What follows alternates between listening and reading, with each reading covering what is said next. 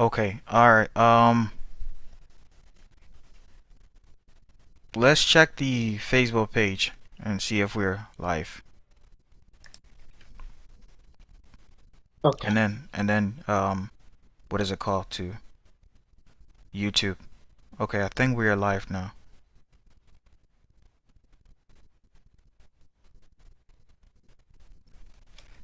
And we want to let Facebook know that we do not have copyright to anything that we end up playing later on today. Um, just to put that out there. So we are live now. I just want to welcome you guys again, and then I'll turn it over to Matthew and Jerry. Matthew and Jerry, you guys, if you need anything, let me know. Have a great day. Thank you.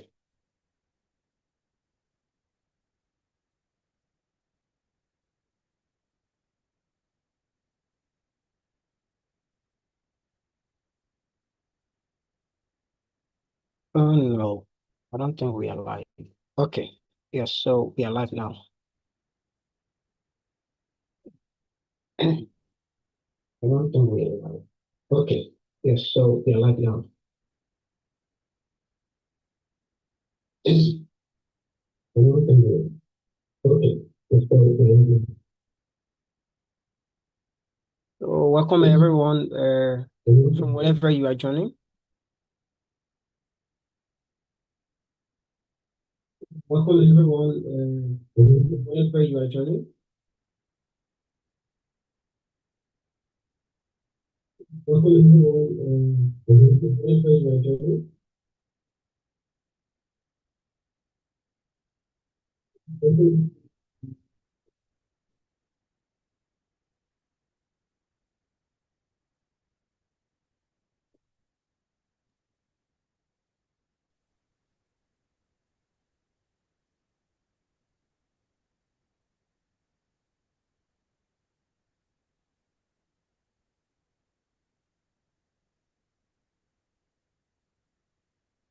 Welcome.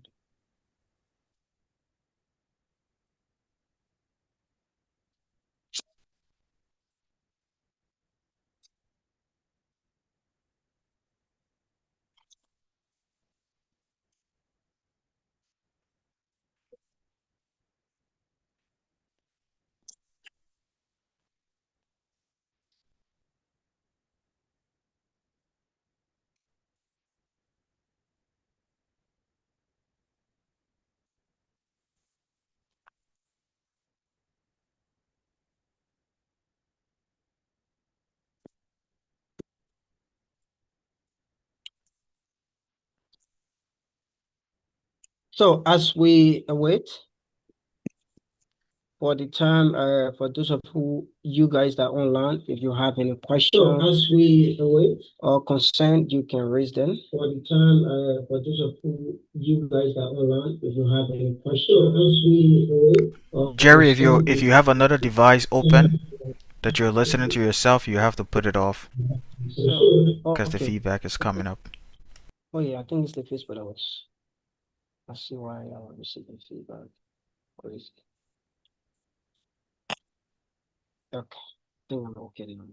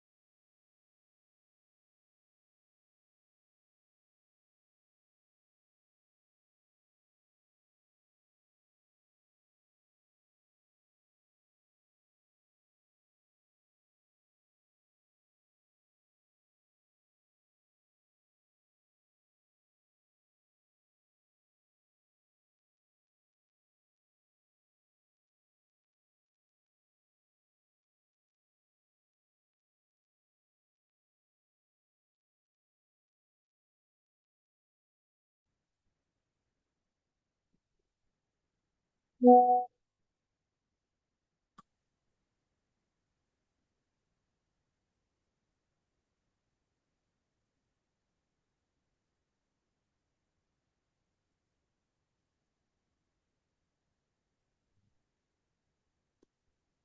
they're going to be fired.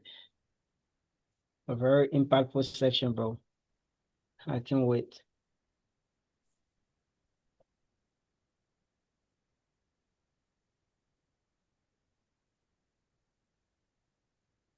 Man, you are muted. Unmute your mic.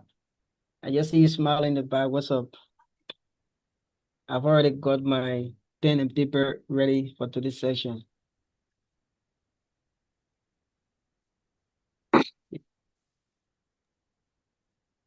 Yeah, bro, it's good to be here. And myself, I can't wait for the commencement of this event.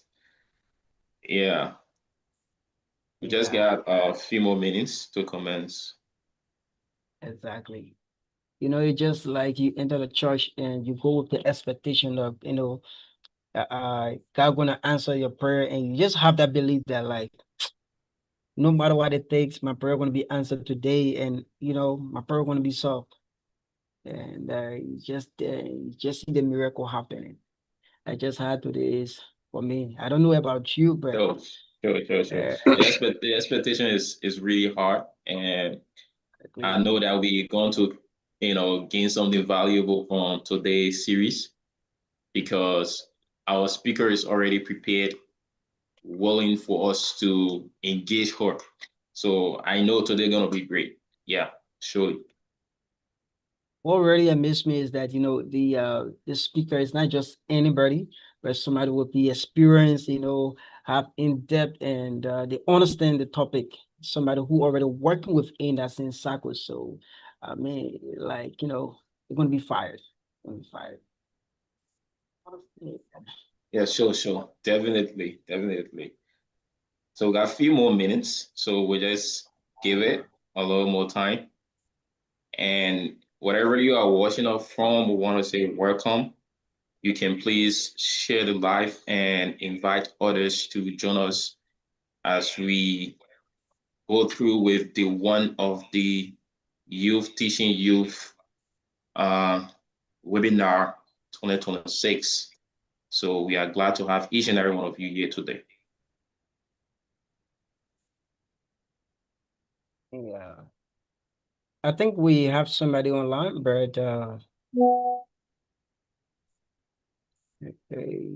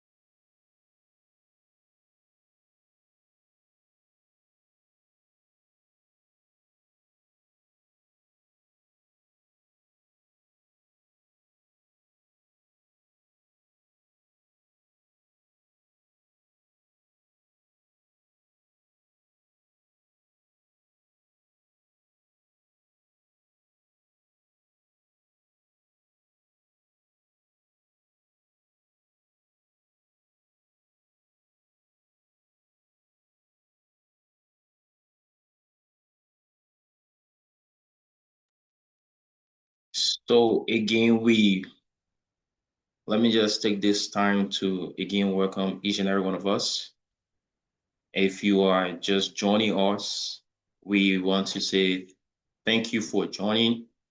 Wherever you are watching us from, kindly share the live video, the live stream. Invite others to follow as well. It's about time that we commence this all important, the one of the youth teaching youth.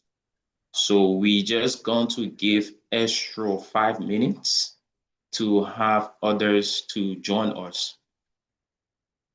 So we ask that you please give us 5 minutes of your time to enable others to form part of today's section. Thank you.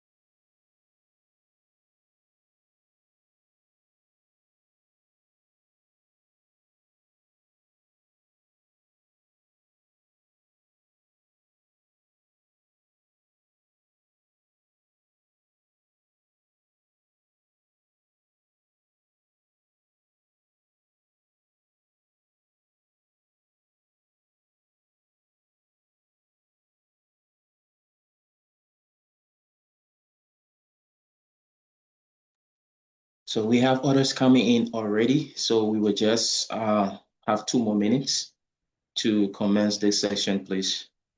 We just have 2 more minutes to commence this section.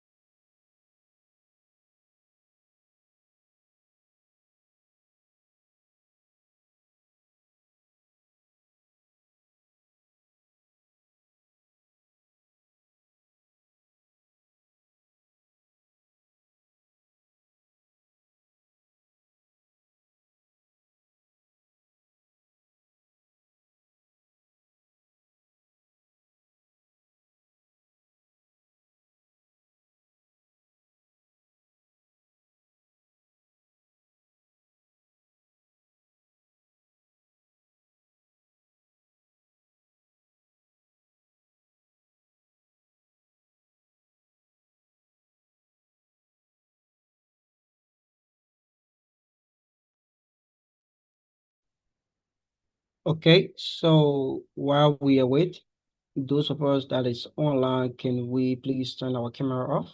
Those ones that have that camera off, can we all turn it on, please?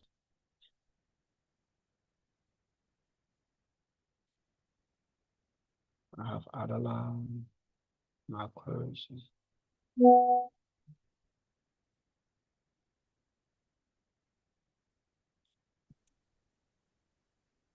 Good evening, Marcos. I'm on a screen right now, so once I get on, then I'll turn on my camera.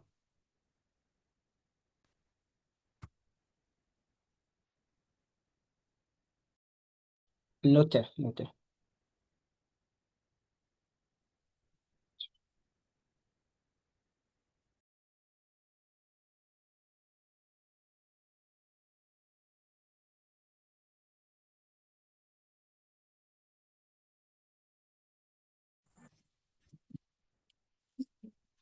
Okay.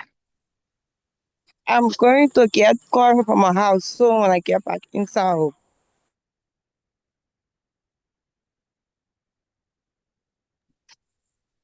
So As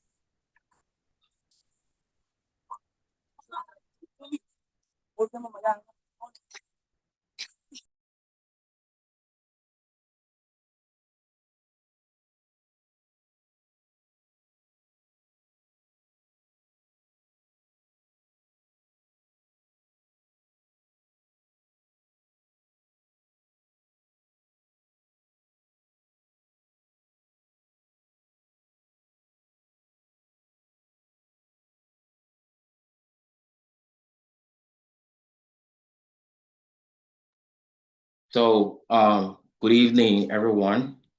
Greetings from I Have Vision. So I think we have enough time giving to all of our participants. Um, it's actually great to have us all together today on the one of the YTY, the Youth Teaching Youth. My name is Matthew Pigay Jr., and I serve as the program coordinator at I Have Vision ICEL and the lead of the Youth Teaching Youth webinar series. So someone might be interested in knowing about I Have Vision. So in short, I Have Vision is a youth-focused organization that is committed to leadership development, civic engagement, education, and community empowerment. So through initiative,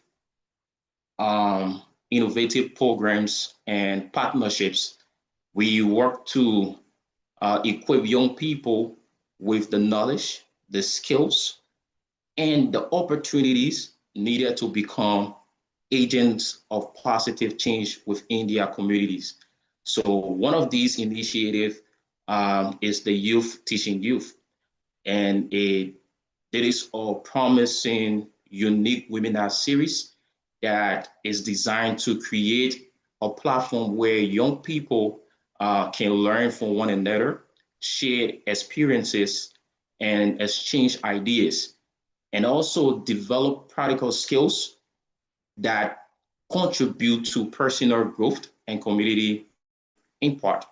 So as the program coordinator, I have the privilege of working with amazing team members that bring forth passionate young leaders, professionals, and change makers who are committed to empowering the next generation. So because of time, I will I will say that we are honored to welcome you all to the one of the YTY. And we are also honored to briefly introduce the CEO, which is the Chief Executive Officer of our vision, in person of Douglas Billy Sulu Jr., the founder and CEO of our vision. He's a visionary leader and a social impact professional dedicated to advancing community development, youth empowerment, education, and a sustainable change. So he currently serves as program specialist with the New Jersey Department of Community Affairs and brings extensive experience in leadership, crisis intervention, and international development. So our CEO holds a bachelor degree in psychology with a minor in sociology and has pursued graduate studies in international affairs at the Penn State University. Without much ado, we'll stop here and give the co-host a 1 minute introduction, and he will also have the opportunity to introduce our HOM, which is the head of management, before moving into the speaker of today, the one youth teaching youth. Thank you. Jerry, you can take over.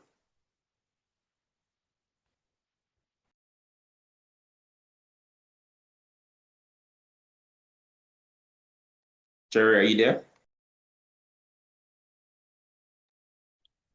Oh, yes. So thank you. Thank you, Matthew. And good day to everyone, and welcome to the Youth Teaching Youth Conference that is proudly hosted by I Vision. My name is Jerry Gito, and I serve as the fifth coordinator at I Vision, and I'm honored to serve as the co-host for today's section. We are delighted to have each of you join us as we learn, share ideas, and empower one another through meaningful discussion today. Before we proceed, I would like us to be informed that all participants, that the attendance form will be shared within the group chat or within this forum today. So before you leave, please make sure that you fill in the form. We also want to value your feedback and your participation. If you have any comments, question, or concern during or after the section, please feel free to share your thoughts in our WhatsApp group chat. At this point, I want to recognize a few of our dedicated workers at I Vision. That is Limon Smith. She served as our policy analysis, and Adeline Freeman, who served as our general secretary.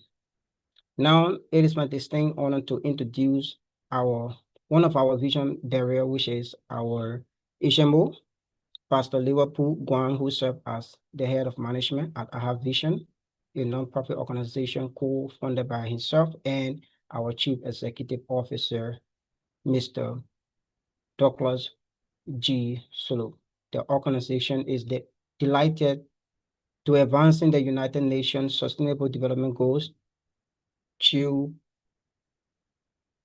their leadership, development, and community engagement sustainable goals. With that being said, I will stop here and turn it over to Matthew as he continues. So thank you. So Jerry, I want you to, in 1 minute before we move to our speaker, can you kindly briefly share with us what are your expectations for this section, sir? So my expectation for this section today is to learn something new, and something that I'm going to carry, and also, to be able to impact others out there. And I do believe that today going to be very, very interactive, knowing for the way that our speaker is somebody that work within the environment, and she has the capacity and understand the topic that is on a discussion for today's session. So I'm delighted to be here today and also to learn and tap into her knowledge. Thank you. Understand the topic. So with that being said, we are excited to introduce our speaker for today, Ms. Bibi Fagan, which is an entrepreneur, a program architect, and community builder dedicated to strengthening entrepreneurial ecosystem through storytelling, collaboration, and high impact Events. As the founder of CAFART Events and creator of The List, a platform that is being designed to connect entrepreneurs and creatives with meaningful opportunities, BB has built spaces that empower individuals to network, to grow, and gain access to rooms that matter. By the age of 26, she has successfully secured over $400,000 in grants and contracts, collaborated with leading organizations, and supported funders through workshops, accelerator programs, and community-driven initiatives. Her work continues to inspire a new generation of innovators, entrepreneurs, and change makers across Africa and beyond. At the Youth Teaching Youth, Baby will share practical insight, real-world experiences, and valuable lessons on entrepreneurship, personal growth, community building, and creating meaningful impact. I want each and every one of us on this platform today to join us as we learn from her journey, celebrate her achievement, and gain actionable knowledge that can help shape our own path to success and leadership. With that being said,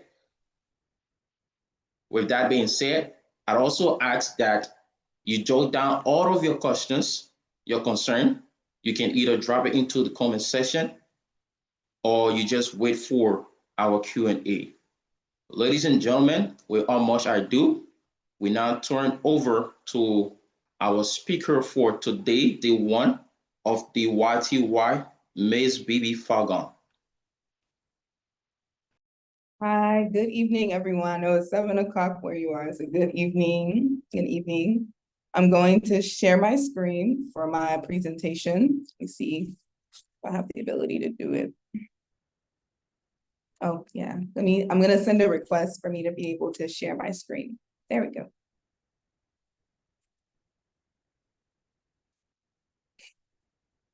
Okay, and it should be this one here.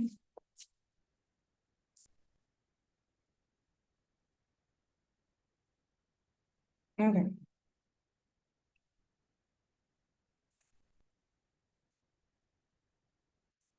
Okay, so everyone can see my screen? You can see my screen? Yes, sure, Yes. sure. Okay, can you hear me? Okay, perfect. All right, so I'm gonna do this. Let's do this.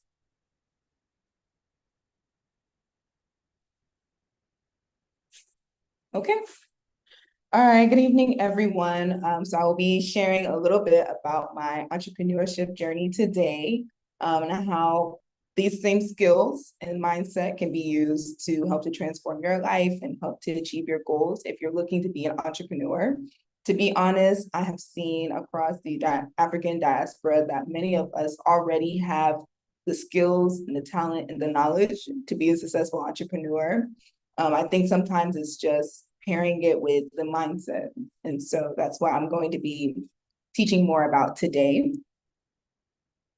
I can start with me, but it really does start with the person behind the business, the person who is the entrepreneur, right? If you're on this conference, that already is a big step. You're already investing into be able to gain the knowledge and the skills to be successful in your life, in your career, in your business. So that's already a big step in of itself.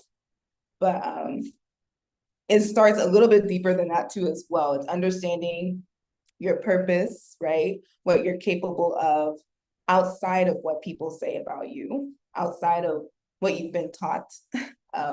It really is more of a self-learning journey. And so today too, part of that mindset is breaking out of those limitations and focusing on the core of who you are and what you're meant to be doing and within your purpose, right? So for me, for instance, a little bit of background about me. I know they shared a little bit overall, but for me, I started my business after I had volunteered with a nonprofit here in the US that was helping African students acclimate to US culture. And so I started doing online events and was just doing some fun things on social media. And that turned into me thinking, right? Because I saw this problem of people wanting to do events to connect with other people, but not necessarily wanting to plan the event itself. Sometimes it's a lot of work to do an event. I'm sure, you know, this event too was a lot of work put into it. So you can imagine you want to do an event, but sometimes you want somebody to help you. And that was my role. And so I was like, okay, I think I can solve this problem. So I was still in college at the time. I started my business. I remember I went to my first event. At my first event, I didn't know what to say. They called on me. They're like, what do you do? I didn't know what to say, but I managed to put something out there.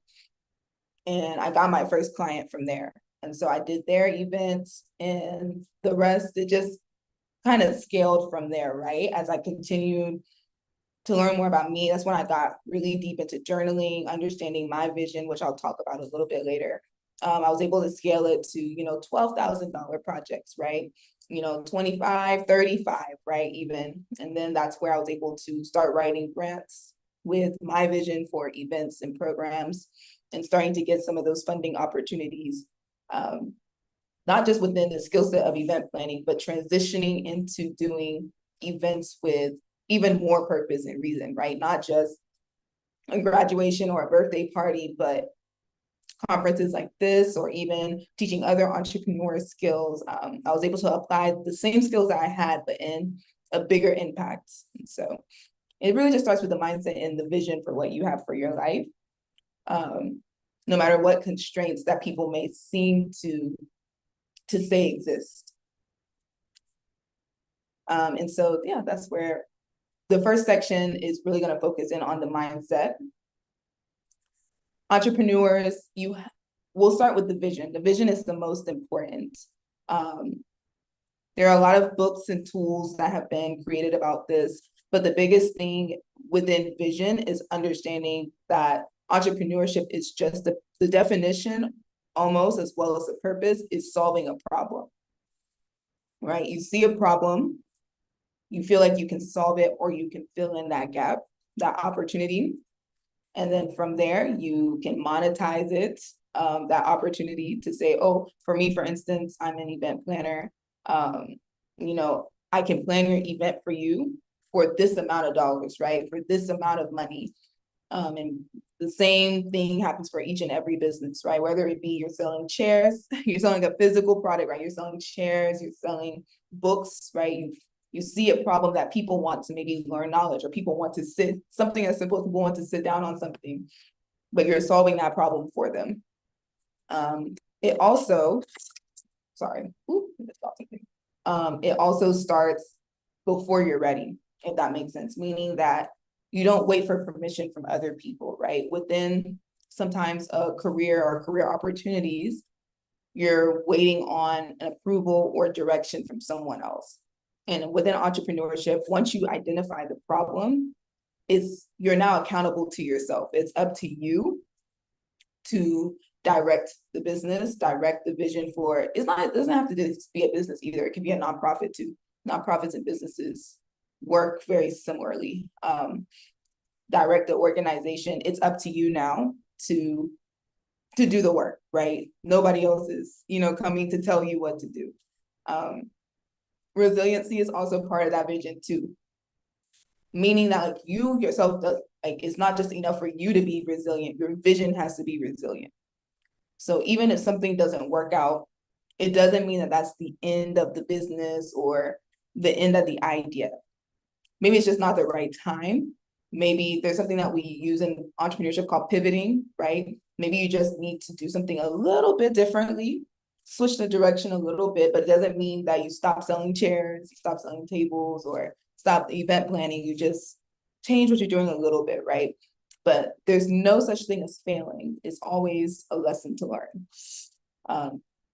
And then you're thinking beyond just yourself, right? Within your vision, it's not just solving a problem for you, right? Once you realize that there's a problem, you're ready to start working on it. There's certain things that you learned along the way, not failed, but learned along the way. You start to apply that to a broader community. That's how you're able to now scale your business and grow it to be successful.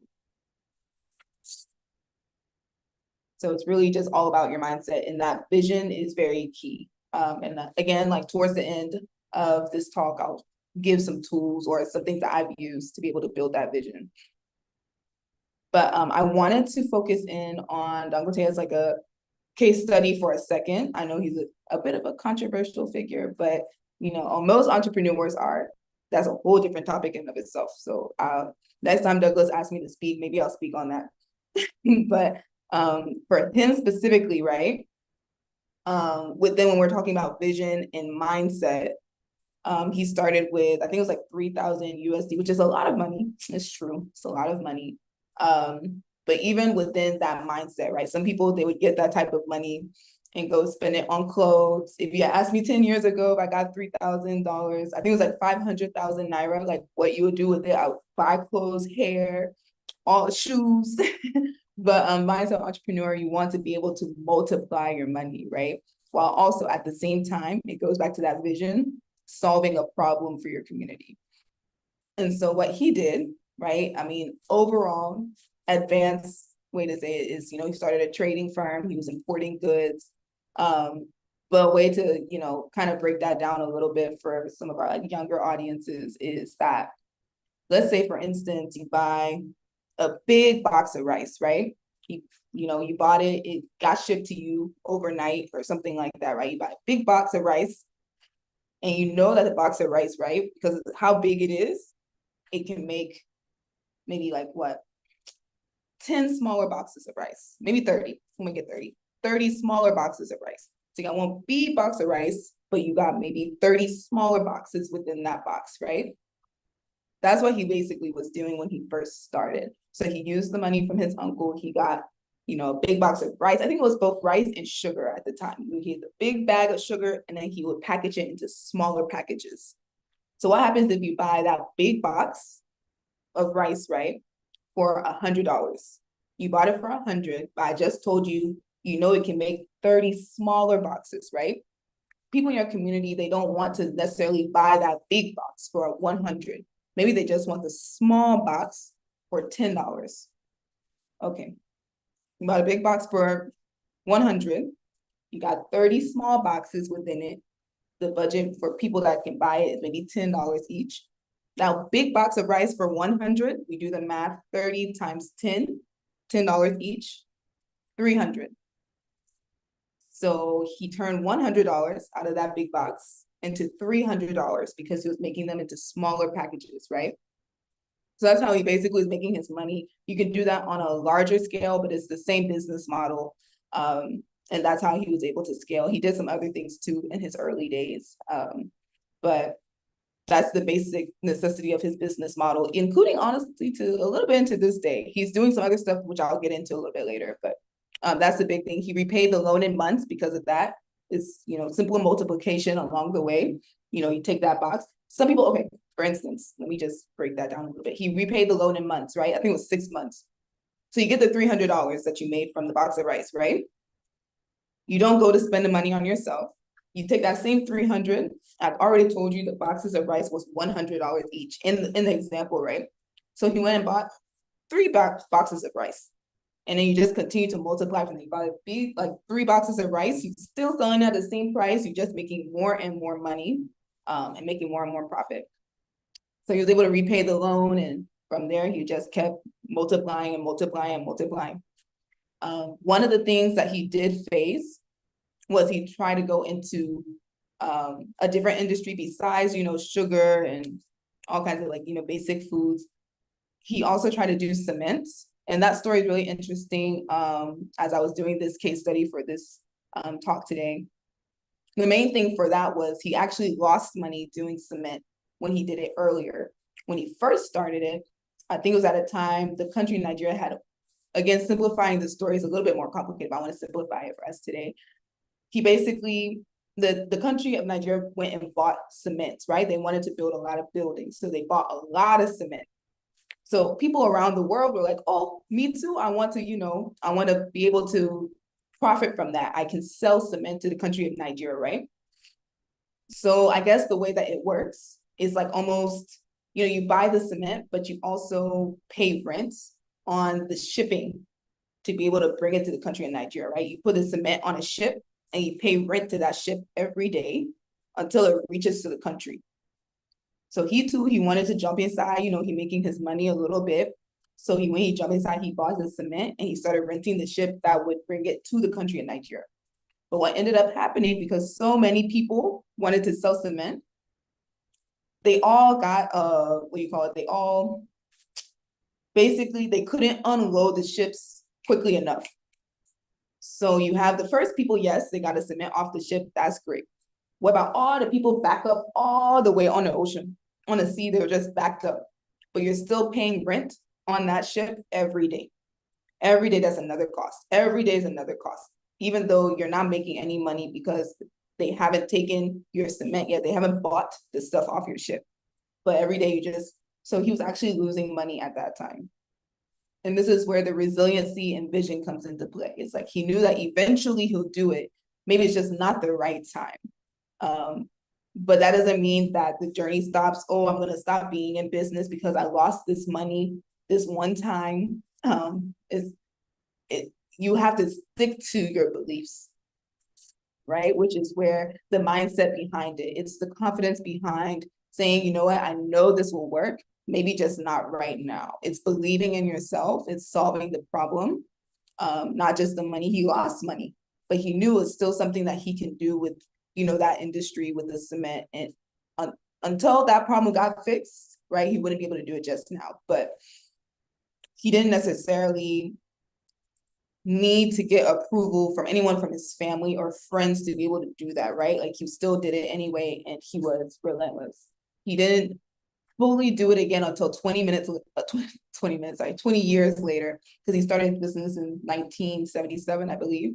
And then he did the cement industry in 1997. So that's a long time, but same thing with vision. Like if you know you have a purpose, you're gonna do it. And the same thing I think he's doing his oil refinery now, which has been a bit, not even a bit, very complicated, but if it works, I think it's starting to work now. That'll be another vision he has been able to manifest.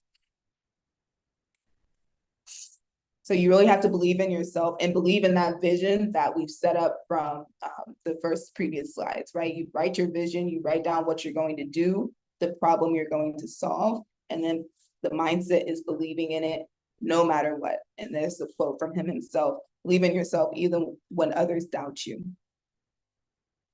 Okay, so for me specifically, I do have some laws that I live by internally that I wanted to share today. I feel like they'll be very helpful. I've never shared these before, so this will be a new experience, but I feel like I wouldn't be where I am today if I didn't hold these beliefs, and I wanted to share them with you. I feel like they will be able to help people on this call too. So the first one for me is to respect yourself and you'll be respected. And so this one too, sometimes we look for external validation. It's that same thing with asking for permission, right? Based upon how other people treat us is how we see ourselves. And that's backwards to me. You have to first see yourself and respect yourself first, and the way you treat yourself is deeper than just pride. It's a deep understanding in that who you are, your values, your goals, that deserves respect from you, not even anybody else, from you first.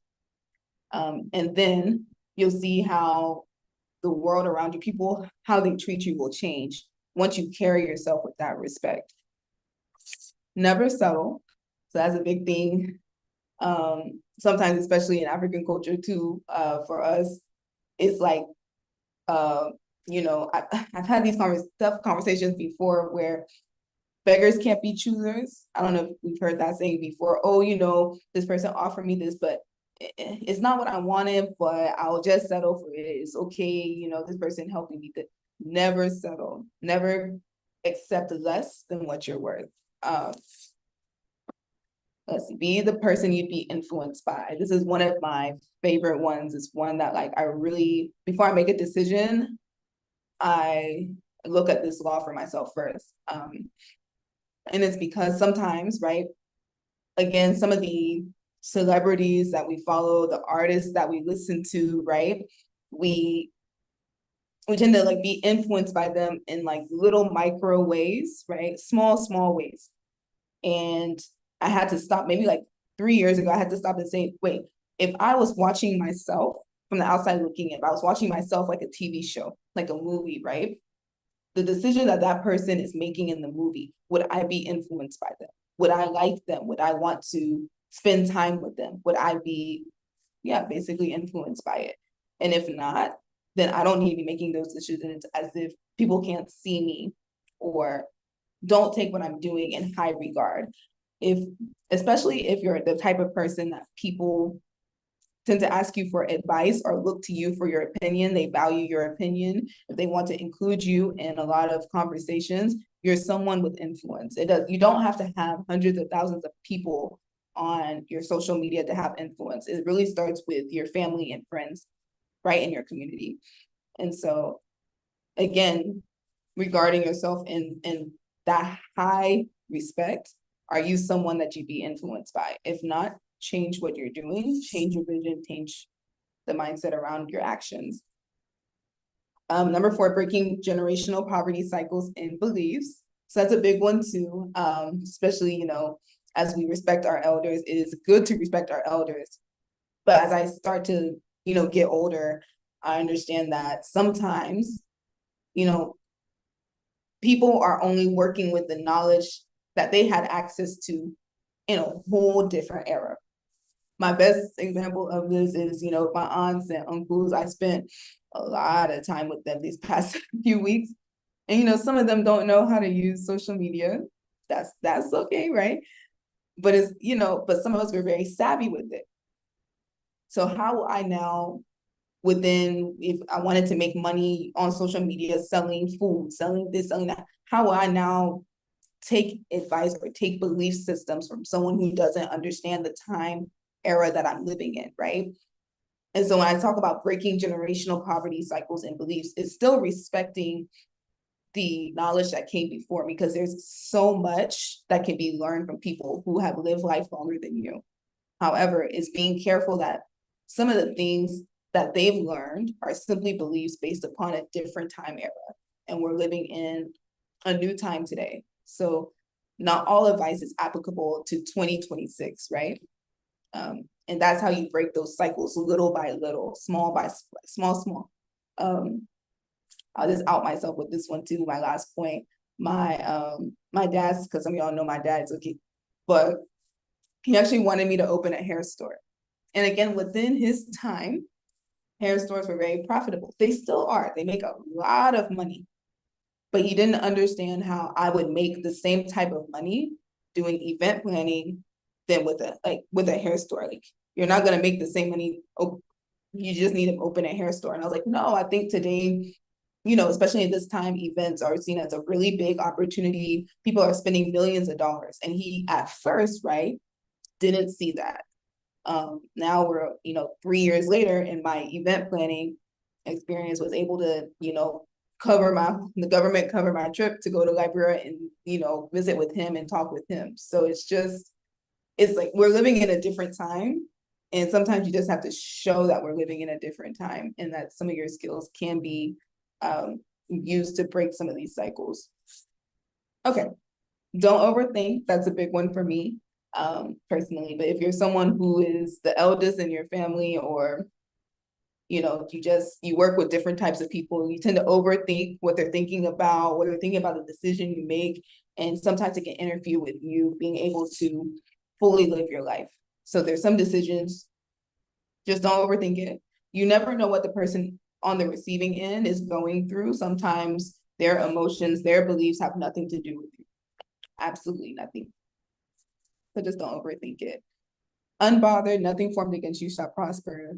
I think if some of y'all are of the Christian background, you'll recognize that verse, but meaning that if someone does something to you, they say something negative, nothing formed against you shall prosper. If you're living in your purpose, you have your vision, you've done your work, then nothing can stop you. Like, there's no force on earth that can stop you, actually.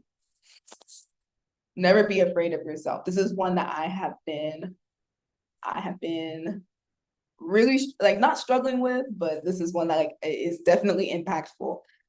It means that you really do have to wake up and look yourself in the mirror every single day, every decision you make, everything that you do. Don't avoid the negative, no, I won't say negative, don't avoid the things that you can grow into as you get older, right? Like I tend to see a lot of people that because they're afraid to face a side of themselves that they feel like could be better, they just never face it at all. They're too afraid to look at that side of themselves. And you can't be afraid. You can't be afraid of yourself. Who you are as a whole is what informs a lot of your decisions. And so you really do have to face that shadow side to say, okay, why do I believe this about money?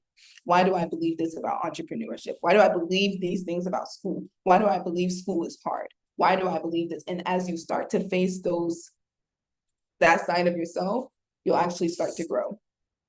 Make money by existing.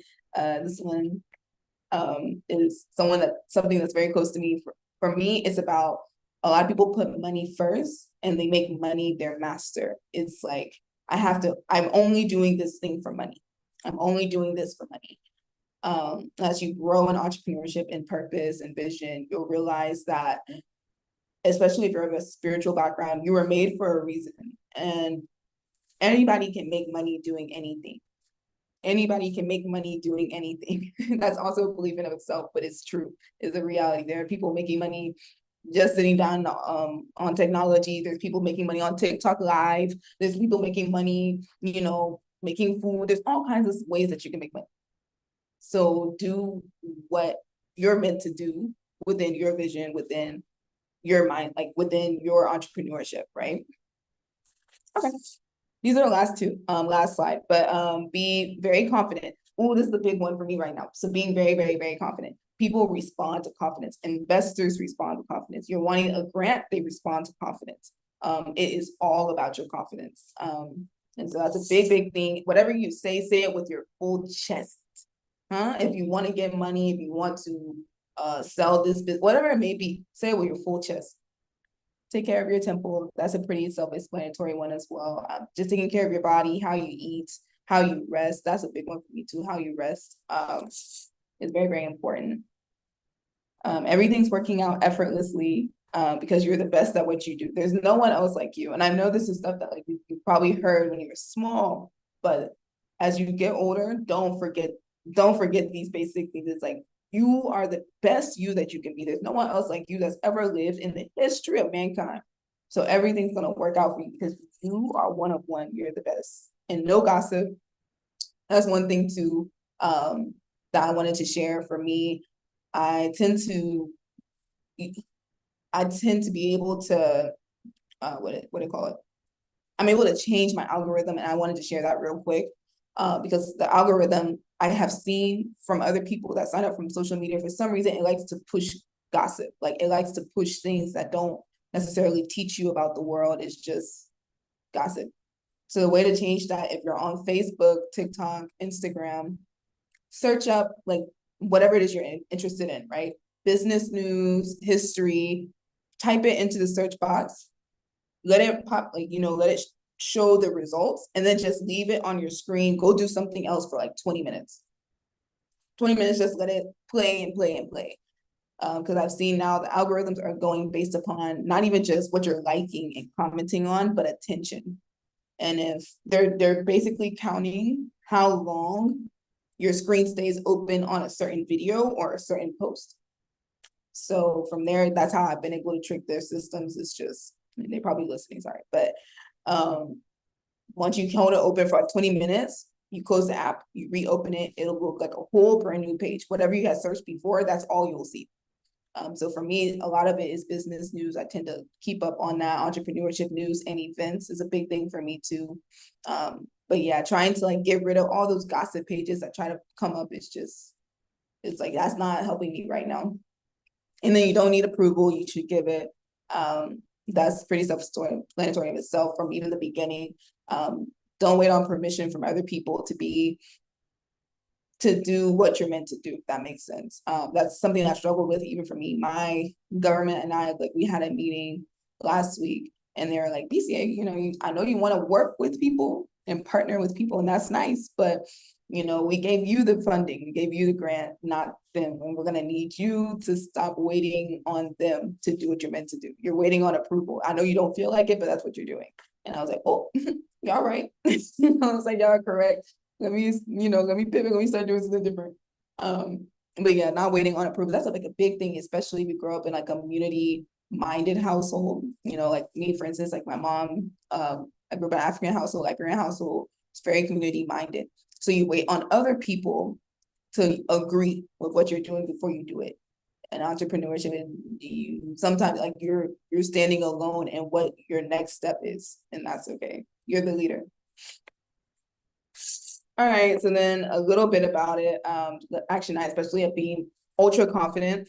There are many times once Dangote started his cement industry like business, because there are other French companies that had really big cement businesses in Africa, they went after him. They were like, you can't do it. You didn't do your research. They would tell him he didn't do his research. He didn't do his due diligence. He doesn't know what he's doing. He can't do it. We're the biggest ones, right? And so, as you can see some of these posts here, he literally like just kept iterating over and over. Every interview he did, every court case they threw at him, right? Because there were a lot of court cases he went to court. But he was like, no, like I can do it. I have the means and opportunity to do it. I can do it. Just because you say that you've been here 50 years doesn't mean that I can't also have a business of doing the same thing. And so again, there's just that confidence and resiliency. Okay, so now I wanted to share some tools. For me, for instance, right now, I've been using something called Claude AI, if you're familiar with it. It is available in Liberia, and I think a lot of African countries. I did look that up. If you're in the US, you already know it's here, but definitely lean on it. It's what made my slides today. My slides are made by Claude, but for all the young people on this call, you can use it to find job opportunities. You can use it to have conversation about like what your next step in life should be, right? With like making money, building your brand. It can make even, like I just said, slides. It's available on your phone. So you don't need a computer necessarily. It's a free account. So it is free. So, there are ways that you can use prompts such as, find grants in Liberia or help me to write a pitch or how should I find investors, whatever it may be, you can try to use this tool. It's been very, very helpful for me. So I wanted to share that with you all as well. And then there's some resources on this slide too, that Claude was able to send my way. And I'm sure Douglas and iVision here have some resources to share as well. So it's not just this. And I'm sure I can send this slide to you all. But the last thing for me, as I was looking through all of my notes and everything I wanted to talk about today, I am statements are very important. A lot of the statements that I wrote within this format have come to reality within the 3 years that I've been doing this. And so a mentor actually shared this with me that's very, very successful in their own right. They're, millions and millions of dollars. And so I wanted to share this with you all too. In one sentence, write who you'll be in 3 years. And you write it in an I am statement. So for instance, I am a successful tech entrepreneur who be very detailed to who employs 50 people in Liberia, or I am a doctor who changed this, or I am a designer, like be very specific with what you want to, with who you want to be in the next 3 years. And so I wanted to share that too. And I mean, I'm sure in Q&A we can, if that's okay, and during Q&A to share some of these things so I can keep going. Okay. Yeah, we can just use 2 minutes of that, and yeah, you can proceed. Okay. Because I mean that's basically this is the last thing for us today, was just to write down one problem in your community that nobody is solving. You can open Claude, or just we can talk about it on the call here about that problem that you think you can solve with a business, and then making the I statement around it. And that's it. Thank you for listening and coming to the conference today. So thank you so kindly, ma'am. Of the many things you said, Before going forward, to all of our participants, if you have a question, you can kind of raise your hand or you just drop your question into the comment section. If you're watching from Facebook on YouTube, you can do the same. Just drop your questions into the comment section and we'll be able to forward it to our speaker. And before going further, we want to acknowledge one of our speaker that joined us on day one in person of Mr. Emmanuel Ogi. So he'll be speaking on the topic networking. We want to say thank you, sir, for joining, and we look forward to your day. So, ma'am, you may mention of that you are the best you can be because there's no one out there that can be like you. So as we await questions from our participant, and probably my co-host might have one or two questions to ask as well. And myself, I have just a few questions because the topic was actually, it was meaningful. It is meaningful. And I've been able to jot down lots of questions. And if it's just me asking you, we won't leave from here today. So we have others the opportunity to ask their question as well. So now, you said something. I want us to look at the aspect of community and that of impact. So we, through your bio, I get to see that through the caveat, if I'm pronouncing it right, the caveat even, yeah, Yeah. even in the list, you are focused on community building.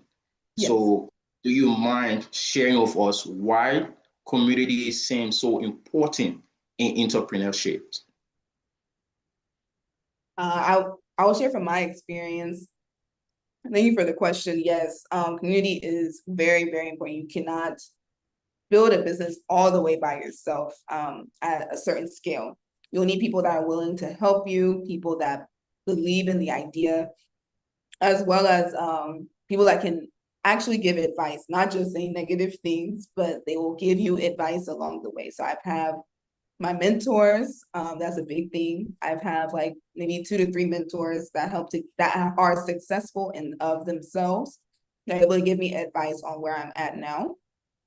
So there's the community for 1. 2, then I have people that we can work together and collaborate together on different projects. So for instance, for me, where I plan events in economic development, I plan events to help people learn how to, grow their business.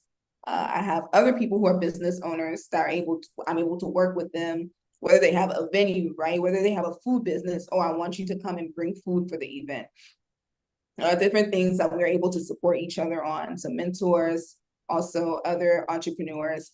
And then the last thing I will say is just people who support your vision along the way. It's always good to be able to also become the mentor in turn, and then turn back and pour into them too. So mentees, I would say mentees, maybe community, that aspect too is also important. So those 3 things, I would say is what makes having a community important for being an entrepreneur. So thank you so kindly. So we have our 2 questions came in just now. One from Uriah. Uriah wants to know, what are some common mistakes young entrepreneurs make and how can they avoid those mistakes? Okay. Let's see. Okay, so one, I will say the one that I kind of use within the example with the box of rice. He bought the 1 box of rice for 100, right? And he's, or what, like that example. Some people, they'll make the 300 and they go buy all kinds of drinks and food and stuff, and then you don't have money, right? So that money management is important, right? Being able to prioritize how you spend your money within your business is very, very important and crucial if you're going to be able to grow your money and not just have it, spend it, then look for money again. The second thing I will say is not being open to legitimate criticism. Like the way that you handle criticism is important. So we already have where you should be very, very confident, very resilient. Don't listen to nobody, right? Except when it is very important to your business. So right now, even within my city, somebody went online and talked about somebody's business, right? They said what she was selling was too expensive. So she came and she started fighting with the lady. She started causing all kinds of social media. It wasn't that people weren't happy with her price. They started to stop being happy about how she was treating the other lady. They're like, oh, you have a bad spirit and bad energy. You know, you're a bad person. So now I'm not going to buy from you because I don't like you personally. And so that's just very important within, you know, as someone gives criticism, just say, oh, thank you. You know, if you think it's too expensive, thank you, sorry, and just move on. Don't, you know, focus on it. Don't start fights. Don't start fighting with people, especially on social media. Don't start fighting with people. You start creating a reputation around that. People don't like that. Fighting, being negative, all of that can lead to not being good in business. So that would be the two main things: is money management and just being able to be positive even when met with criticism. Yeah, that was a thank you for the question. Yeah, so before we take Fatu question, Fatu Mama Kamara question, we also have another question from Vivian. Vivian wants to know, what opportunities do you see for young entrepreneurs in Liberia and across Africa? Okay, the big conversation now that I've had with investors, so this will be something for everybody on the call, I guess, the young people, is they're looking for ways to spend on the creator economy, is what they call it officially. Creator economy is just people that are on TikTok, people that are on Facebook, people that are on Instagram that have a big following. That's about to be the future. It looked like within Africa specifically, is people that have big platforms that are able to create TV shows, they're able to go on live, they put stuff on YouTube. All of that is coming towards Africa's way in terms of creating content, entertainment, and it pays a lot of money. So that's where now people are looking at who is either supporting that or who are the creators within that space. I've talked to people that even moved to Ghana for that reason, that used to have investment firms here, but they moved to Ghana, they moved to Liberia, they moved to Nigeria to look for people that are able to produce TV shows, are able to produce not even just TV shows, but like you can sit down and interview somebody, you know, what they call iShowSpeed, for instance, where he went around with a camera, he just showing everything around the place. Like they're looking for people like that to give money to, because they know on the other end, it makes a lot of money. There's someone in the US here, he just, I mean, this is the US, but it's coming, that's why I'm saying this, coming to, you know, Africa. He just made $100 million. That's a premium for me. I'm like, that's crazy. But he just sits down, he interviews people. That's it. And they gave him $100 million to do it because a lot of people watch him. That's it. So that's where now I've talked to several people who they've started successful businesses here. They're going to Africa. They're looking for people who can do stuff like that. They could just sit, just like how we're talking now, to just sit and talk with people. You don't have to be in person either. You can do TikTok live, Instagram live, whatever. But as people start to follow you, then people will start to come and try to pay you as well. So that's the next biggest opportunity, I will say. Thank you so kindly, Mom. I think the whole aspect about the money business, you know, it kind of joined the attention to the conversation. So we will move to Fatu Mama Kamara question. She actually posted two questions into the chat. And her first question, she wants to know, what are the key characteristics of a successful entrepreneur? That's her first question. And I don't know if you can answer that first and then move to the second. Okay. The key characteristics, I will say, let me try to pull up this slide again maybe, but key characteristics will be, there we go. Yeah, these right here, mainly to have the vision, to have the resiliency behind the vision, So you just, you don't let anything stop you, if that makes sense. You solve a problem. That's one thing too that I hear repeated all the time is solve a problem that people are willing to pay for. It sounds very simple, but even within the example I gave where, I'm gonna tell you getting big boxes of rice, if you will, that's oversimplification of what he was doing, but he got the big boxes, but people didn't want to buy the big boxes. They want small boxes of rice. So he solved the problem and people were willing to pay for it. And then just being able to think big, right? Don't think small about it. Think bigger. Like, even though he had started with, rice and sugar, he knew eventually he was going to start selling, all kinds of stuff, pasta, flour, all kinds of things eventually, right? But he started small, but he had that vision. So just being able to have vision is also very, very important. Being able to communicate the vision, very important too. But this is where now I'm a little, my opinion has changed. I don't even think it's about communication skills sometimes too, to be honest. I think it's just the confidence. If you say something with confidence, even if this might sound a little bit counterproductive, but even if you don't exactly know what you're saying, if you say it with confidence, if you believe yourself, people will respond to that belief. They'll say, oh, she believes in herself for some reason. Even if what she just said don't make sense to me, she believes it so much, I'll, buy from her, or I'll do this, whatever it may be. So I think people respond to confidence more. It doesn't necessarily matter if you're super, super, super well spoken, or if you just speak your lyrical will go out, or whether you're pitching English, people respond to the confidence more. But yeah, seeing vision, seeing problems and solving it, being resilient, and being able to have a big vision, being confident. Those would be the key characteristics. So thank you, ma'am. So before we go to her last question, to all of our participants via Facebook, YouTube, and here on Zoom, if you have your question, especially those that are here with us on Zoom, you can just raise up your hands. You can unmute your mic and ask your question. We want your voice to be heard as well. It's not the speaker just going to be doing all of the talking. We want to hear from you. What's your take on to this topic? So also, her last question is, she wants to know, how does innovation drive entrepreneurship?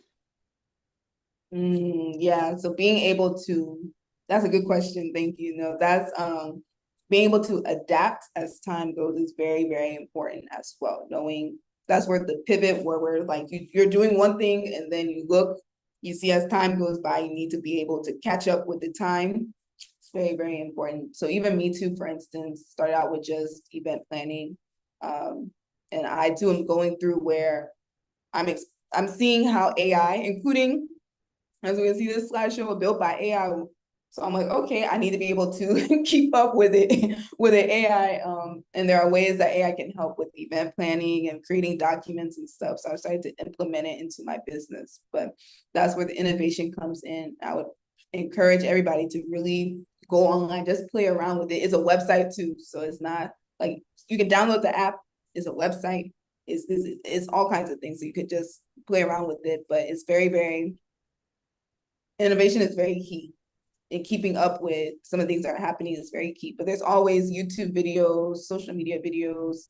Now, like I said, I even shared this today, going to events and keeping up is very, very important. It'll play a key part, the innovation. Thank you. Thank you, ma'am. So again, if you have any question in the next 5-10 minutes, you can please raise your hands. Fatu, I don't know if you have any question, you can please unmute your mic and ask. I will ask my co-host and any of the team members here present, if you have any question, or probably you have learned something from her, you can come up and say it. We really do appreciate that. Because for me, like I said, I have too many questions to ask. And I will just give my co-host the opportunity, if you have any question, to come in and say one or two, and then I'll ask my last question, and then we can call it a night for day one. So Jerry, do you have anything to say?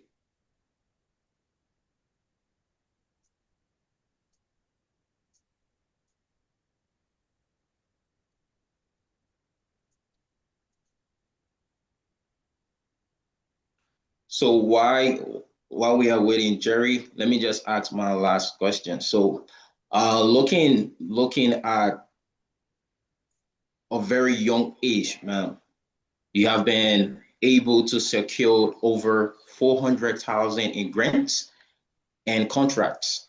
So do you mind kindly sharing with us those strategies that like what are those strategies that help you to access those great opportunities? Yeah. It was a little bit harder for me maybe 3 years ago, I would say. Thank you for the question, but let me think. For me, 3 years ago, I would say when I first started, 2 years maybe, it was really by word of mouth, right?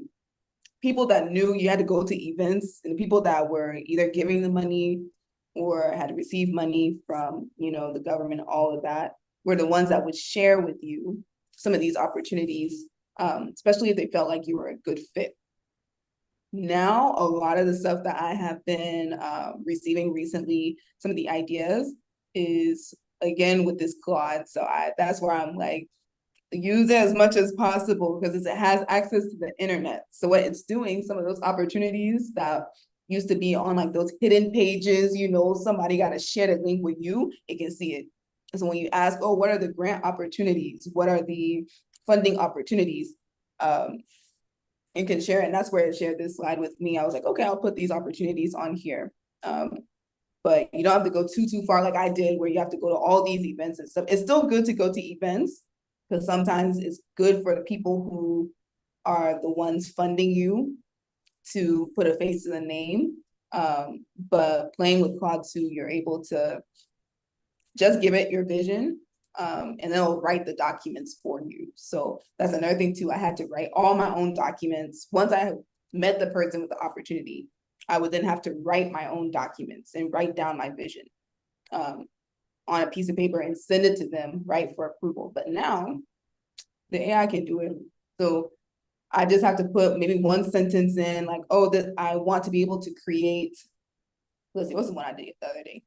I want to create an event to teach about how to use Claude or something like that, right? So that's what the AI's name is, Claude. And it'll create a whole proposal for you. I wish I could show it. In fact, is it okay if I show real quick an example? Yeah, real quick.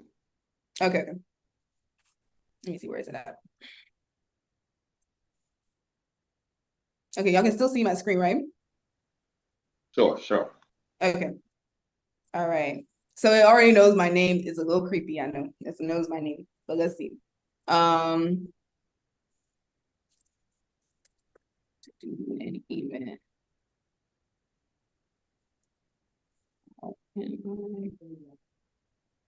Now it might come up with my stuff though, so I hope not, but.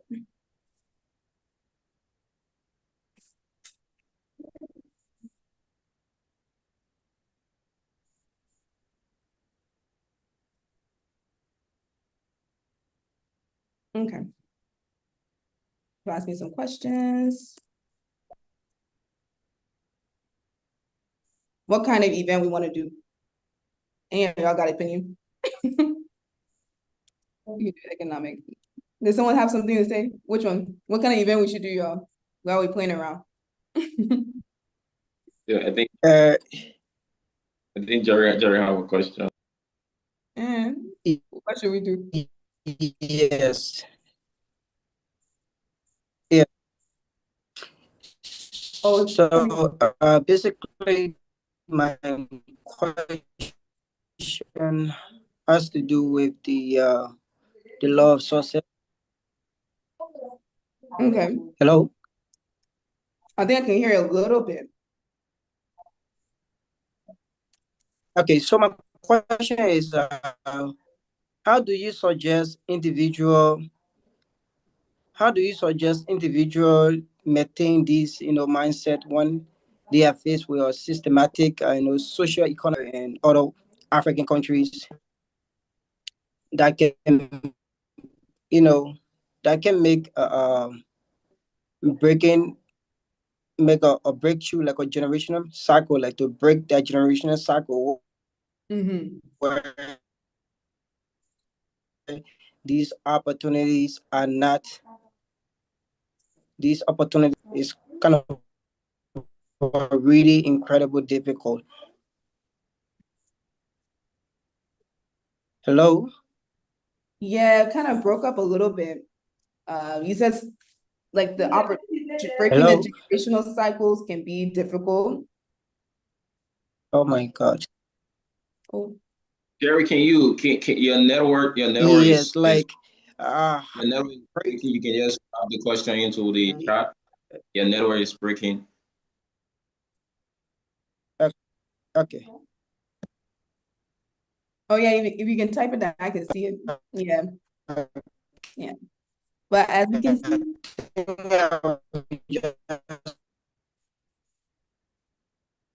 Sorry, you still breaking. yeah, it's still breaking. So we continue to wait on you, ma'am. Okay. But yeah, as you can see, it already brought some things, and it even has the email to put, like you know, like it has the link and everything. For I'm like, wow.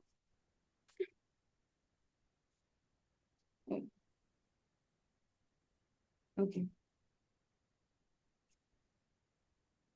And so then it'll even tell you how to do it, right? It'll start to walk you step by step by step. So okay, I want to do this one, for instance, right? Or I want to do this one. How can I do it? You just continue to go back and forth, but it'll give you the link, it'll give you the proposal, it'll give you recommended move, like it'll do everything for you. So this is a really good resource instead of what I had to do, 3 years ago, have to go online, meet people in person, all of this is right here, right at your fingertips. So I would definitely recommend using it. And again, I was very excited to see that it's available in Africa, because some of these tools sometimes, it can be tricky, but very, very accessible. I would recommend it. Okay, ma'am. We get another question that's came in from Laura. Laura is asking, because you did mention, and which of course I heard that you did mention that a lot of people put money first Yes. and make and make Sorry. yeah. So Laura wants to know that she's saying that many young people have great ideas, but Yeah. then they struggle to start, hard to commence with whatever their ideas are. So she's asking that what advice will you give to such individual?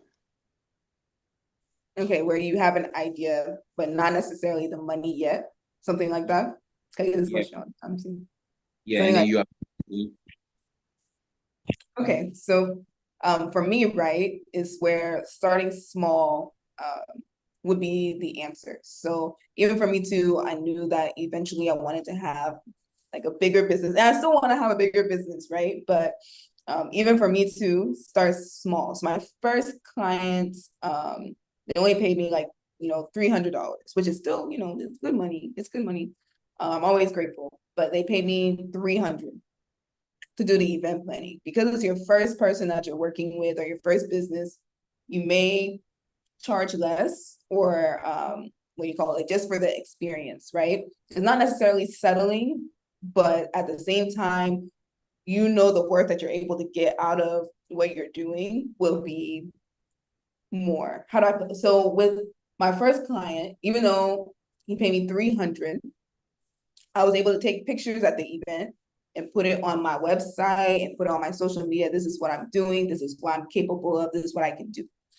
Stuff like that, I would have, to be able to have paid a photographer to do all the things, it would have taken me more money to do that. So I would rather take the 300 and be able to take the pictures and videos to share and put in proposals and documents that I did it, right? And all of that stuff was more value to me. That's how I started small. And so starting small, that's like for a service-based business. For a physical business, if you're selling pins, for instance, I think it's the same thing almost, right? Similar Dangote story, like you start with like one thing, one small thing, and you build it up from there, Start small. What's the smallest iteration of your idea? I'm trying to bring up many examples. The pins, that's physical. Wait, I mean, what business would you like to start? Maybe I can brainstorm with you a little bit. Other people, let me check the chat. Or somebody can say it, but then I can work, work with you a little bit.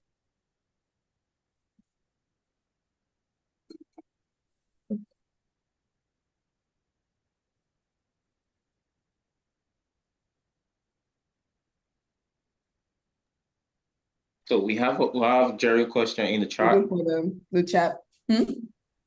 Yeah, we had Jerry question in the chat. Oh, okay. I can see Yes. it. It's not showing because I'm sharing my screen. That's what's going on. Okay. Yeah, let me just read it out. So, the first question is he's asking that on the laws of sources, discuss such as never settle and be ultra confident and requires a high level of individual agency. How do you suggest individuals maintain this mindset when they face systemic socioeconomic barriers that can make breaking generational cycles feel incredibly difficult?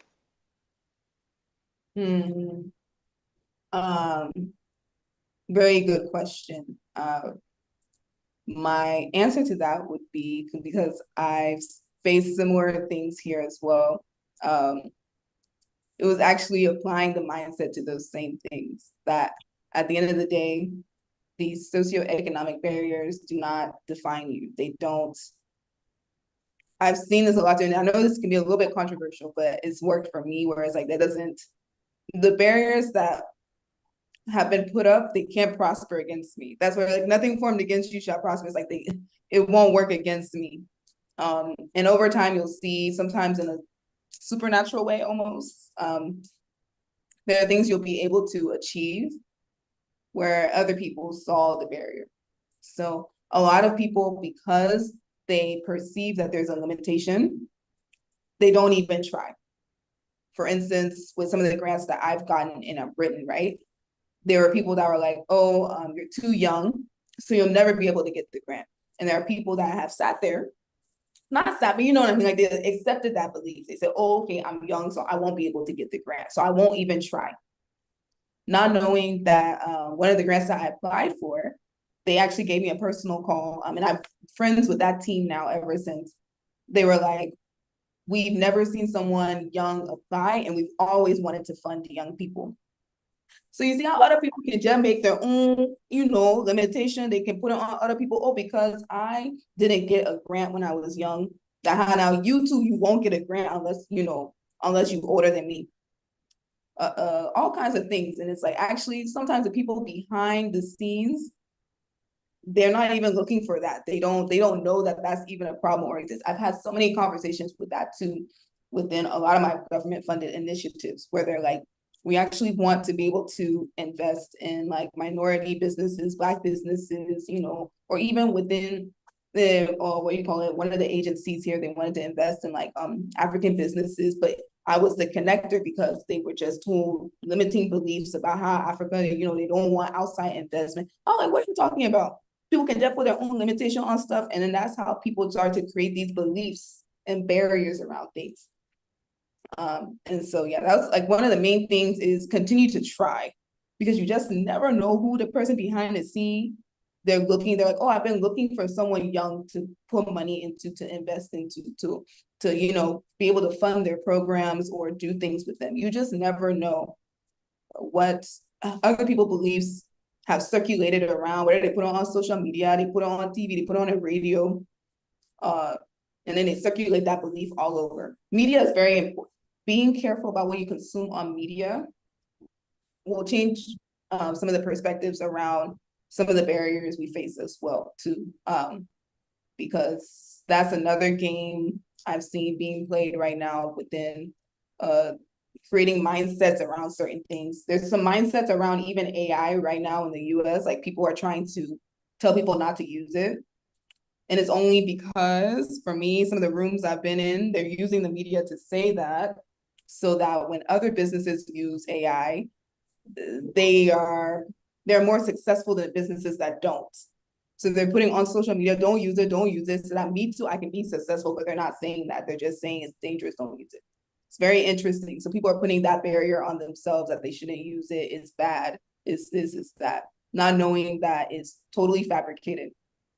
So that's something too that, like, just try. Always try. That's like the simple answer for that. Like, whatever it may be, just try it for yourself and form your own beliefs about whatever it is, whatever that barrier is, whatever that program is. Form your own beliefs first. You just never know. Thank you, Ma. You just never know. So we will take the last two questions. And Miata Zima will give you the opportunity to please unmute your mic and ask the question, please. We want you guys to participate. That's why you are participant on this event. So please mute your mic. You have the opportunity to ask your question yourself. Please. Yeah, I have a question to that too. What it depends on what the product is that I can give advice on it too. Is it like services, like you're doing something for somebody, or is it like a physical thing? Like, I got my rice bread here. Is it like rice bread? Like, what is it, food? Like, what are we selling? Then I can elaborate. So Miata, our speaker is asking, it depends on the kind of product that you have. So she needs to know the product, and then probably she can guide you in ways that you can enable yourself in selling your products out there. So Jerry, if Okay, you okay. okay, AJ, go Hello. ahead. Yeah, go ahead. Thank you, madam, for the presentation. I enjoy. Yes, my product is local product. You know, in Liberia, we have pepper, Mhm. kettle, and bensin. So Mhm. for I and my sister, we sun dry the pepper, we season it, we make it with dust, and then we put Mhm. it in a bottle. We have our packaging and our sticker around it. But what I noticed lately is that our sales is slow. We only sell to family members. And we have our goods here. It kind of worries us. Already having a product, we have put in our money in it and it's now going. I don't know why. Okay. So something that I've been learning recently too, the past 2 years, people don't necessarily buy the product. When you're doing like physical stuff, like even rice bread too. My rice bread, I'm like, oh, I miss it. I want to eat it. Okay, listen, sorry, I'm getting distracted. Um, People don't buy the physical product. They buy the story behind the product. But not anybody can make paper. I'm not saying that, but there are many people that are able to, do the same thing as you. The only thing difference is your story. And the same thing is in the US too. All the stuff that's on the shelves, all that stuff is, many people make bread, many people make coffee, all kinds of stuff. But people are buying the story behind each thing. They want to align with your story. And so telling your story is very important for selling your product. It's what makes you different than all the other people that, sell the same thing. Is your story. So you said that you and your Okay. family do the pepper together, then that's the story you need to tell. Is Okay. lean into your story a little bit more and use that when you posting on, do you post on social media? Yeah, we have our Post, social media page. yeah, But yeah. I never thought Social of media, tell a story. story. Yeah. Be taking a video of y'all making it pepper, right? Y'all Okay. behind the scenes, all of that, tell your story in your post. Oh, I did this for 2 hours today. I really, whatever it may be, tell your story behind it, and you'll see where that changes a little bit. People will want to buy from you based upon that. Okay. Okay. Thank you for that strategy and idea. Yes. Okay. Thank you, Thank ma'am. you. To briefly add to what she said, I think like she did mention, you have your social media page already. So I would suggest that you increase your promotion, your product promotion. So you need more visibility So like you mentioned, all of those ingredients that you use to, mix or fix your pepper, you can mention it. You can share your videos to a wider audience. You Okay. can, so you can use the social media is very, very powerful. You can use it to the best of your advantage, and trust me, you can have it. So what we're going to do, it's not a promise, but behind the scene, we will talk after this event, and we can see how best to promote your product as well. So after this Okay. event, we will talk. Okay. Thank you. So Jerry, you have the chance to ask your last question, and then we can call it a night for day one. A wonderful section. Jerry, the floor is yours. Yes, thank you, Matthew. And like I said from the beginning, this section are going to be very interactive, and that I mean, I'm so overwhelmed with all of the information I've got it. But I just have a little one question, and that has to do with, given that entrepreneurship is a way of saying, that encourages starting before you are ready. Now I want to know, how can someone practically apply this mindset to succeed in a difficult economy climate where resources are limited and failures practically high at stake? Like maybe, for the way that this business you are doing, like that's not you, but Yeah. basically your environment, like the way the lady stated, right, relate to her previous question that we just answering. Business is not really booming and not much people are buying it, and you are very low on resources, and you don't have access to wider and bigger platform that will showcase a business. What are some of the alternatives that you can do, to scale your business, to move from that ground set or that low self-esteem business where it's not, you know, succeeding to a bigger platform, and maybe you don't have the opportunity to those bigger platform that we are referring to, or promotion. Let's just, I'm in a village. Okay, I want to do it like I'm in a village wherein I don't have access to all of what you are talking about, and I don't even have the opportunity for someone else to showcase my business. If I'm in such a setting, how do I scale my business, to make more sales? Okay. Let me see. It does depend on the business. Sometimes I can, work with a specific example, but so tell me more about like the business, or just in general, like if feel like there's the economy, you know, tell me more. Is it a specific business that I can, like, business model, or just the mindset behind if the economy is not So it's just the mindset behind, okay. yeah.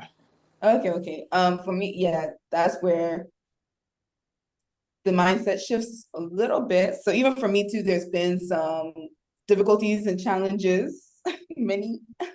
But that resiliency and being creative will help you through it. So there was one day, for instance, right? My house, the internet went off. I have no internet, but I did have a meeting.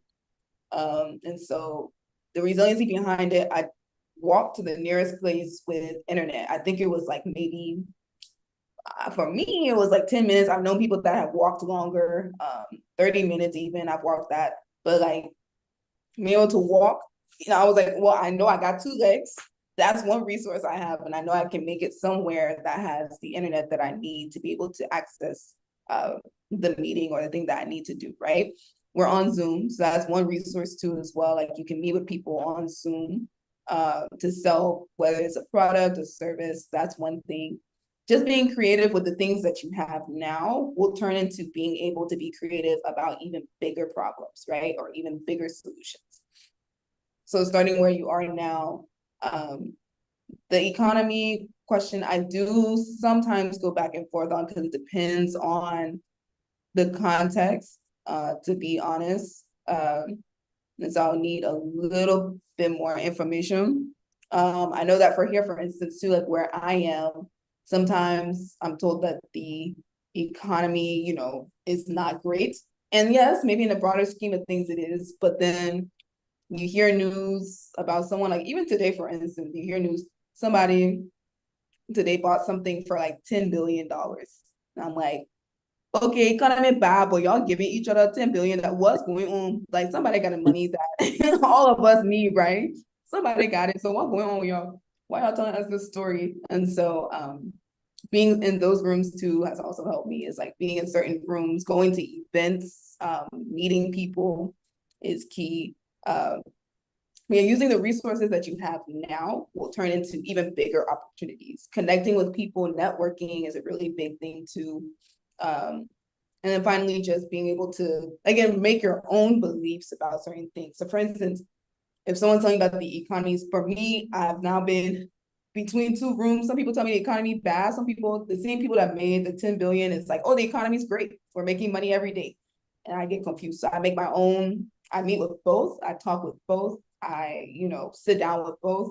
And I make my own informed opinions. There are some places where, yes, the resources are limited. Use what you have now. There are other places people say that to be anti-competitive.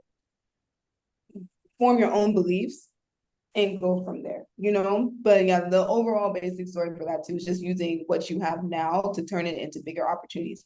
If I hadn't taken that meeting, I wouldn't have met the next person they connected me with that was able to put me in an accelerator program to be able to get an investment for my company. So it's like using those small steps, like just showing up every day and using what you have now, just me jumping on Zoom, connecting me to that opportunity. And it's just Zoom, right? So that would be my response to that.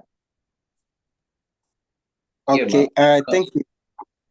Yeah, 1 minute, Matthew, before you come in. So, I grabbed a few things, right? Yes, use the limited resources that you have and make the most of it. Yes. And also, what I really grab here is the networking aspect. Is the aspect. Like forming your own opinion and beliefs about every single concept that people tell you about. Yeah. So that's something that I really had to learn the past 2 years. Everybody's living in a different mindset, a different reality. So it's just, I have to form my own opinions about things as I see how sometimes people will tell a story just to be, as I said, anti-competitive, meaning that like, because they don't want you to have that thing, they will now tell you that it's not possible.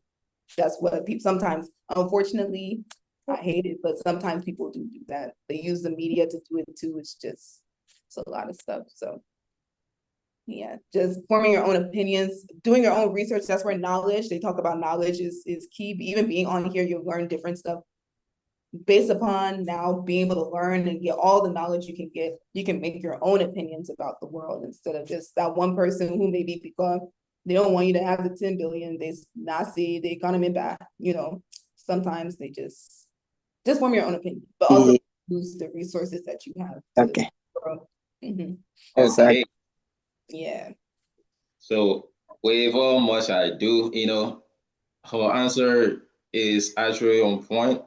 So Jerry, for me, let me just, say, okay, so before I just come in, let me say that our attendance sheet will be dropped into the chat.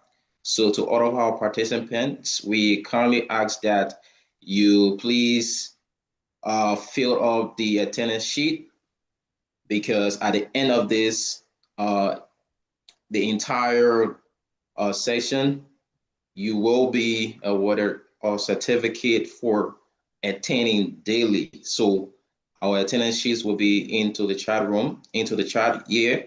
You can please sign up before you leave Zoom. So Jerry, to just add up briefly to what you were saying, if you are in a particular area where your goods or your products are not moving out fast, right? I think for me, I best believe that you should start with your immediate community, because those individuals within your communities are the first customers. They are, the people that often, they are closer to you. So your friends, family, neighbors, it could be church members, it could be schoolmates, it could be co-workers and stuff like that. So you ask them not only to just purchase whatever product you get, but then they can serve as referrals to refer your products to other people.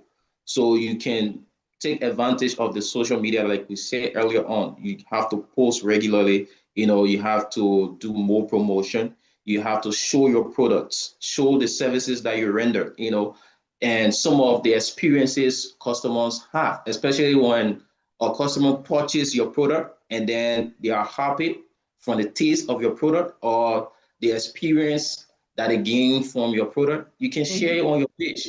Yeah. It enlightens some people, it draws attention that your product, is good. So it market itself. So Yeah. you have to focus on your customers' experience as well. So that's the reason why it's important that you put out their quality products. You should have a good communication, and then you should be able to deliver those products on time. Good. So without much I do, we would like to honestly close the one of this session. Terry, what do you want to say?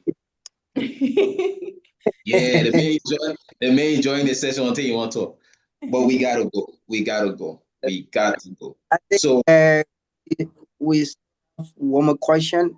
Maybe how you call somebody hands is up, but yeah, before yeah. we Okay, let the take the person go last ahead. person. Yes, sir. The person can go ahead. Okay, You just on video, Mark, no and problem. ask.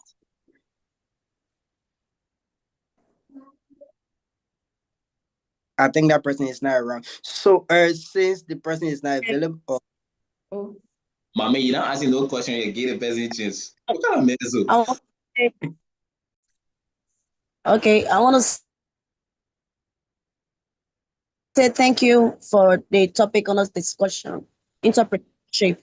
I'll pertaining to our sister who asked the question how she can sell her product, and also to Jerry. He did mention people like, for example, who are in a rural area and don't have access to internet or something like that, how to sell their product.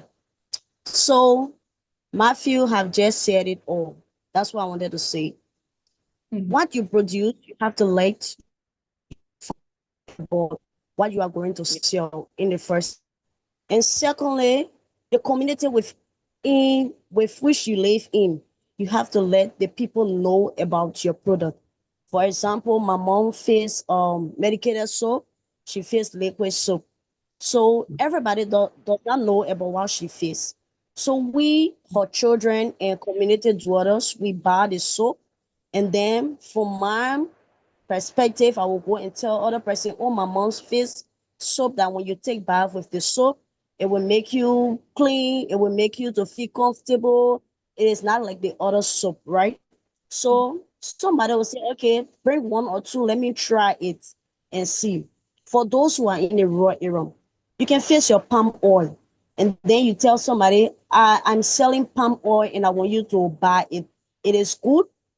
That is communication. You should be able to communicate as an entrepreneur, because if you don't communicate with your family or your buyer, then I don't think you are ready for business, because people need to know what you fix and what you are selling and how you want it to go. So through communication, I believe that your product will always go and people will always be there to promote you. So that's what they say. Wow, wow. Yeah. Thank you so much, ma'am. Like Jerry said, if we just continue, we'll not move from here today, but we gotta go. Yeah. exactly. The topic is I too like interesting. I like the fact that all of the answer were, broken down into a simplistic manner that even a common girl or a man will understand and will be able to implement it after this program. So I really do admire it. And like I said, Mafia, I told you if it was a bet done it, I won. But anyway, yes, I hand it over to you. You can take charge. But please, Okay. before Matthew go, can we all please turn our camera on, please? at least for record keeping. And don't forget your attendance. Yes, so we don't want at the end of this entire program, people start to say, oh, they don't receive their certificates, right? We want you to sign up, we want you to put your cameras on so that can serve as our verification means.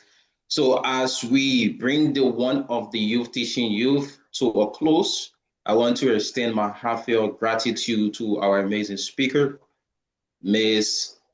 Pagon, for sharing her knowledge, her experiences, and all of those practical insights on entrepreneurship. You know, I actually do admire your journey, your wisdom, and commitment to empowering young people to have inspired us all. And we are truly, truly grateful for the value you brought to this session. So to all of our participants, thank you for taking the time to join us, engage in the discussions, and invest in your personal and professional growth. Your presence and participation here today with us are what make this platform meaningful and impactful. So today reminded us that entrepreneurship is more than starting a business.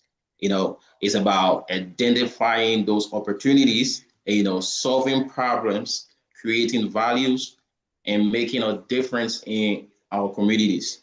So as we prepare for day 2 tomorrow, we encourage each of you to return with the same energy and enthusiasm. More importantly, we want you to kindly invite someone tomorrow. We want to use the one bring one method. You have listened to Miss BB Fagon today, a very powerful session, and you at least you are carrying something home meaningful.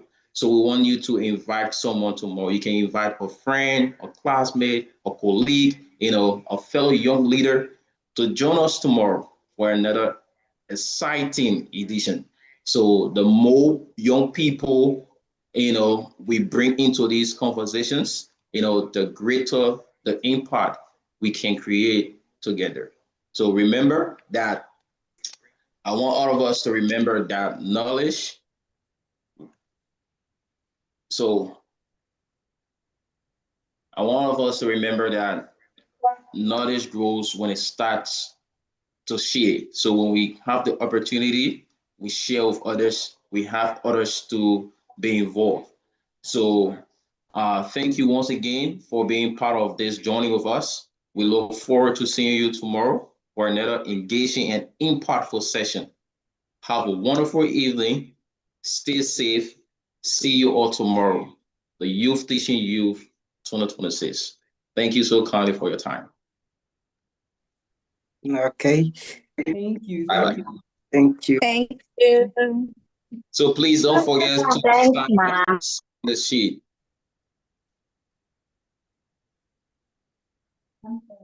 Thank you, Matthew. How are we doing the attendance? So that's what we said. You should put your cameras on for. You can just put your camera on so we can see the face and the names. Outer line, you're off. The lady that is using the internet is off. Okay. Those that don't have their real names on their accounts now, you can just drop your names into the chat. We will quickly get it from there, please. Or in short, just put your name into the chat. We can just copy it from there. That will serve as our attendance list for today. Please. Okay. Yeah, you can just put your names into the chat and then we will get it from there.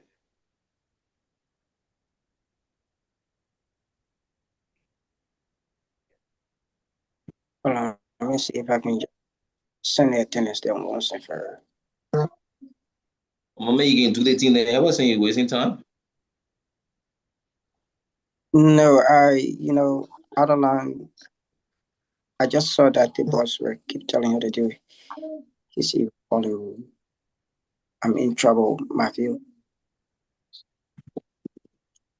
You say what, Jerry? Have you pasted? Have you pasted the attendance?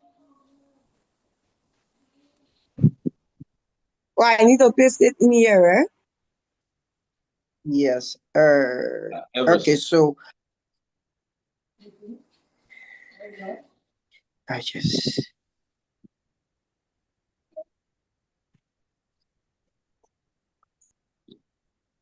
I don't want you should have done that ever since. You should have seen that ever since from the time we started making the announcement. Yeah. But however, thank you. If you drop your names into the chat, you can just leave and we'll see you tomorrow. Matthew, they can. Oh, sorry, the boss is on. Yeah, boss.